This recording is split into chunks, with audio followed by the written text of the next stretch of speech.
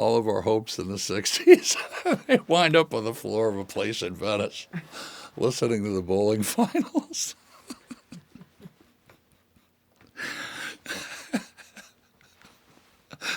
And whale music in the bathroom. Whatever happened to us. The American dream. Yeah.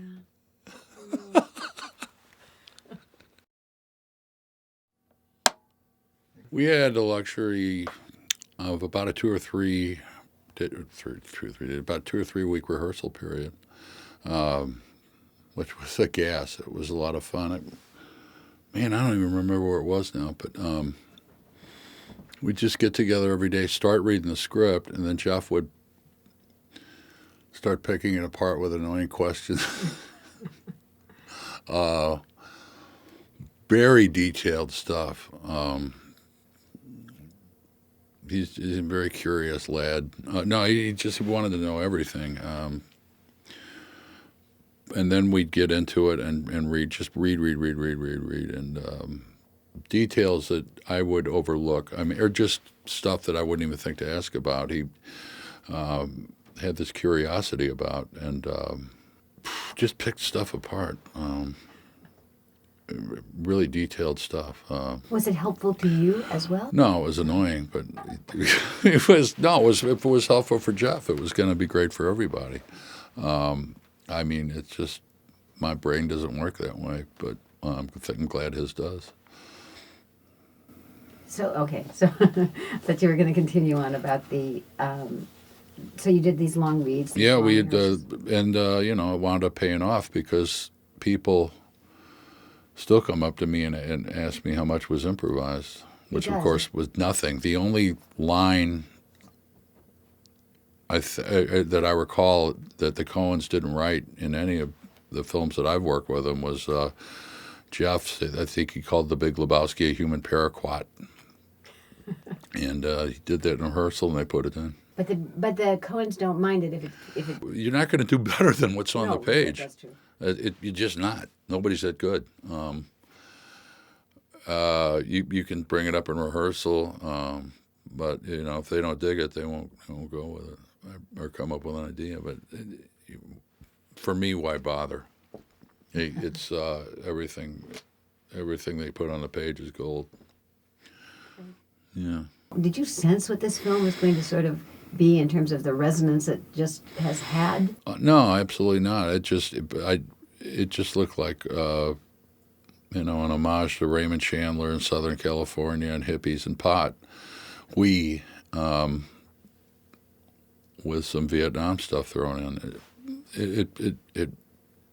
It was a funny script, but I didn't know it'd be a cult classic. So in the process of it, so you did this long rehearsal, then you're in it. The scenes themselves do feel very improvisational. The way things are set up there. You wander it off the street, you feel pretty much at home. It's just the way that they set things up with the dialogue with everybody else working together as a team. You're one of them. You're right in the mix. How do you have any? I mean, is there anything? How do I want to say this? The Coen's casting process. They wrote it for me. That's what they told me. Like a year or so ahead of it, Ethan would be telling me, "Well, we got something for you," and I think I read a draft earlier, and I was just gung ho for it. Did you have a sense then who Lebowski would be? No, absolutely not. I know that the Big Lebowski, they wanted Marlon Brando.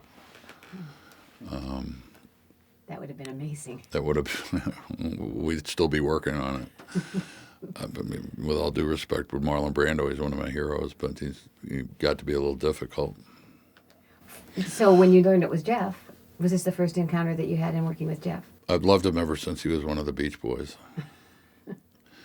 Yeah, I was always blown away by him because he changes so much from picture to picture, and yet he retains that essence, the quality of honesty and earnestness. He's an amazing guy. He's chameleon-like to the point where after the picture was wrapped, about 9 months later, I think we did a photo shoot for Esquire magazine, and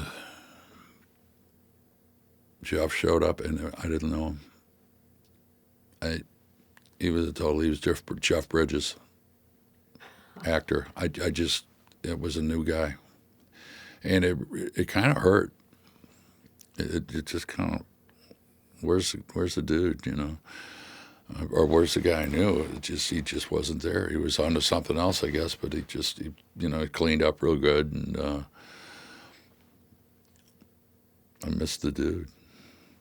How long do you hold on to these characters in your own heart? Well, you can't. I can't hold on to the characters forever. I'd like to, but things move on, and it'd get a little weird if I did that. But the two of you, you're very chameleon-like too. You have an extraordinary range yourself. So that's an interesting coming together at that moment, and it was an excellent coming together at that moment. Yeah, it worked out well. I thought we worked pretty good together. We did another film called Masked and Anonymous that Bob Dylan wrote and Larry Charles directed.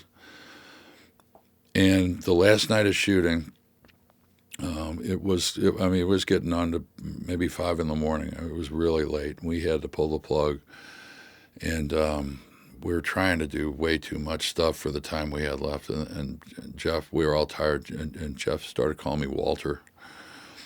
Walter, come on, we gotta just try to hold on. And I just dropped my head and laugh and just let it go. Process between the two of you, just even in Lebowski certainly, but even then, and you don't have many scenes together. Then it's not the same kind of intensity of scenes together in Masked. No, it was totally different. It was a different animal, but in Lebowski, we both wanted the same thing, which was to make the scene sparkle and. Did you stay entirely? I mean, were you entirely in that character all the time? No, I don't do that. I'm uncomfortable doing it. Jeff, though, maybe was on another level. I mean, he was. Everything that we did was related to for the good of the project. It was just we were in pitching together, and I think that's why everything we did felt great. It feels so natural. Every bit of it felt so natural. And it did feel like there was a great abiding friend. The dude abides. There was a great, really abiding. Well, it was a real friendship because Walter was such a pain in the ass, and your dude had to love him just to put up with him.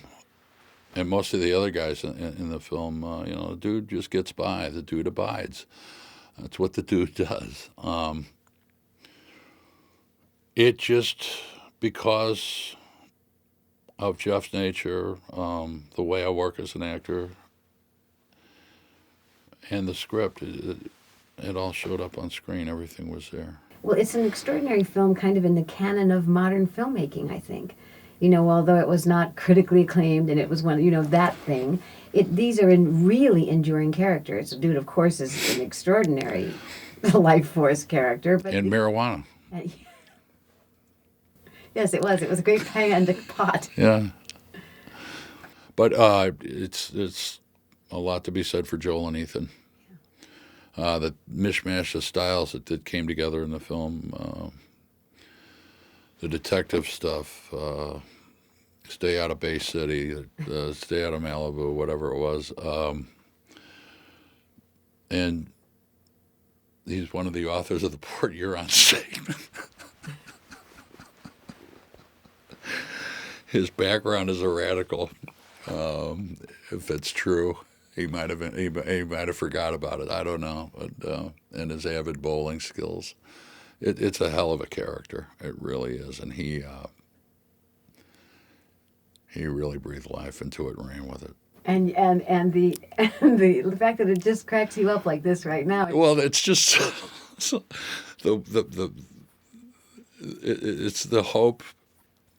All of our hopes in the 60s, they wind up on the floor of a place in Venice, listening to the bowling finals.